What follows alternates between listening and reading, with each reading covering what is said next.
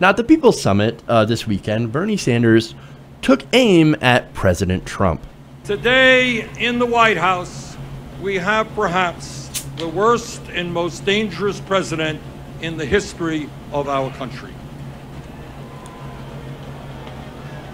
And we also have, not to be forgotten, extreme right-wing leadership in the U.S. House and the U.S. Senate. Now, what I find particularly disgraceful about Trump is not just his reactionary economic, environmental, and social policies, or the fact that he lies all the time. What I find beyond belief is his incredible hypocrisy. This is a man who ran for president telling the people of this country that he was going to stand up for the working class, that he was going to stand up to the political and economic establishment. He said he was going to stand up against the political and economic establishment. It's fairly obvious that that has not happened. So there's Bernie Sanders out there outlining what Trump had promised to do during his campaign. He said he was going to take on the establishment. He said he was going to take on the global financial elite, that he was going to take on Wall Street. What happened? Well, it turns out it was all talk. But because people hate Wall Street and what they did to the economy in 2008 and the banks, and because of their predatory practices, outraged people so much that they ended up having to bail out these institutions. It was very, very easy for Trump to be able to triangulate, because that's exactly what he did. He saw this and he said, I can take advantage of this. I can take advantage of this anger. And he said, well, hey, man, people hate the banks. I know. I'll pretend to hate them and to hate corruption. I'll pretend I want to drain the swamp. Even though I'm the king of the swamp, I'm the king of corruption. I will use these people. I will prey on them in order to get their votes, in order to get elected. Suckers. It's exactly what happened. Now, Bernie Sanders, he's going to make that point in a much more kind way in this next video. Then, once he got elected, and without a second's hesitation, he brings more billionaires into his administration than any president in history. And he hires the former president of Goldman Sachs to be his chief economic advisor.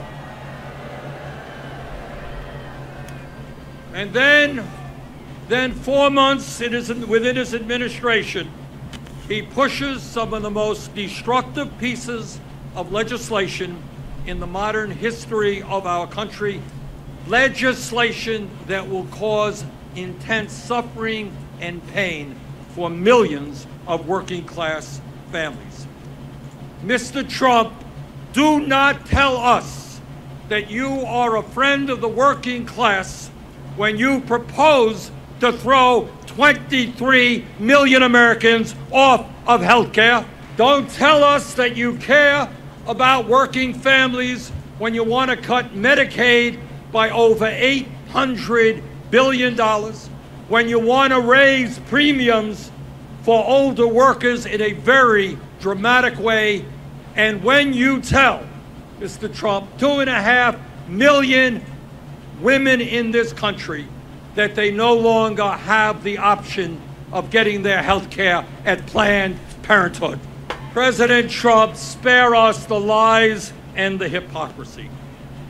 Don't tell us that you are a friend of working families when you propose devastating cuts to Head Start, child care, public education, when you make it harder for working class kids to get a college education because of massive cuts in the Pell Grant program. Don't tell us that you support workers when you propose massive cuts in nutrition programs, including the WIC program designed for low-income pregnant women and their newborn babies. At the same exact time, he proposes a budget that over a 10-year period would provide $3 trillion in tax breaks to the top 1%. Trump's budget is the most massive transfer of wealth from working people to the billionaire class that we have ever seen in this country.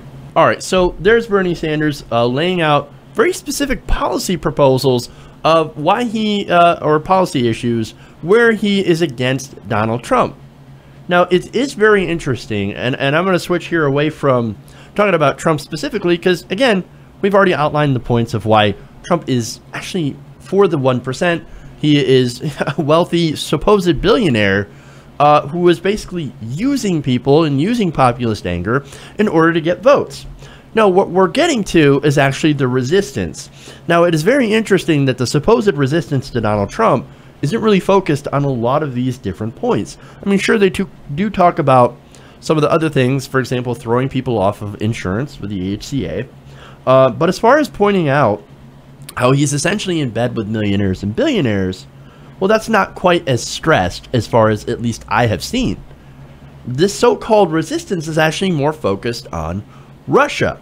Now, I know that some of these people think that, well, if we just focus on Russia, then we can get him impeached. Well, remember, impeachment is a process that doesn't automatically mean removal.